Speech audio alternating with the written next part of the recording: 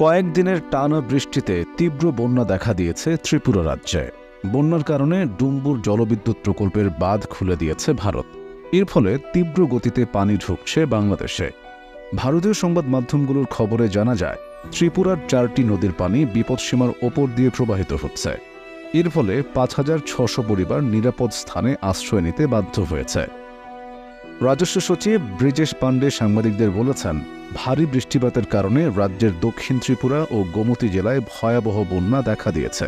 20 August মঙ্গলবার তিনি জানান, গত 24 ঘণ্টায় বাগাফায় 375.8 মিলিমিটার, বেলোনিয়ায় 324.4 মিলিমিটার এবং অমরপুরে 307.14 মিলিমিটার বৃষ্টিপাত রেকর্ড করা হয়েছে। সেদিন বিকেল 4টা পর্যন্ত হাওড়া, ধলাই, মুহুরী ও খোয়াই নদীর পানি বিপদসীমার ওপর দিয়ে প্রবাহিত হচ্ছিল। ত্রিপুরার ভেতর দিয়ে প্রবাহিত হয়ে হাওড়া নদী বাংলাদেশের ব্রাহ্মণবাড়িয়া জেলায়, ধলাই নদী মৌলভীবাজারে, মুহুরী নদী ফেনী জেলায় এবং খোয়াই নদী সিলেটে প্রবেশ করেছে।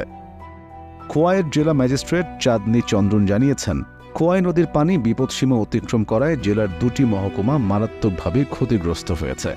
তিনি স্থানীয় বাসিন্দাদের নদীর কাছে মাছ ধরা এড়িয়ে চলতে এবং ভূমিধস-প্রবণ এলাকা থেকে দূরে থাকতে পরামর্শ দিয়েছেন। অন্যদিকে ত্রিপুরার গোমতী জেলা ম্যাজিস্ট্রেট জানিয়েছেন, গোমতী নদীর পানি আরও বাড়তে পারে।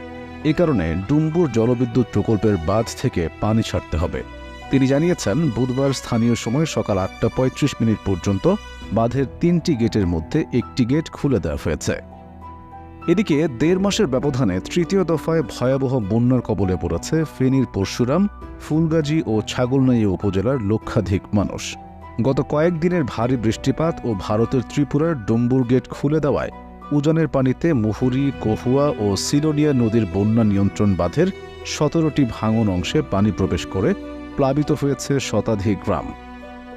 ঘরের ভেতর পানি প্রবেশ করায় অনেকে চৌকি উঁচু করে কোনোরকম বসবাস করছেন। পানিতে তলিয়ে যাওয়ায় ফেনী পরশুরাম আঞ্চলিক সড়ক এবং উপজেলার অভ্যন্তরীণ সড়কে বন্ধ রয়েছে যান চলাচল।